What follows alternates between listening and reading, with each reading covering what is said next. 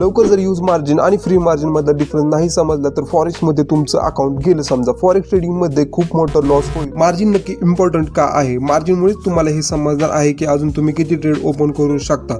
MT5 मध्ये तिसऱ्या नंबरवर मार्जिन आहे, ज्याला आपण यूज मार्जिन सुद्धा म्हणतो. यूज मार्जिन ती अमाऊंट असते जेव्हा तुम्ही ट्रेड ओपन करता त्यामध्ये किती अमाऊंट लागली आहे ते यूज मार्जिन दाखवते. मी गोल्डचा 0.01 लॉट साईज बाय केला आहे. ह्याला बाय करायला किती पैसे खर्च झाले आहेत ह्या अकाउंटमधून ते माहीत होणार आपल्याला मार्जिनमुळेच. ते आहे $33. म्हणजे $33 मध्ये गोल्डचा 0.01 लॉट साईज बाय केला आहे, राईट.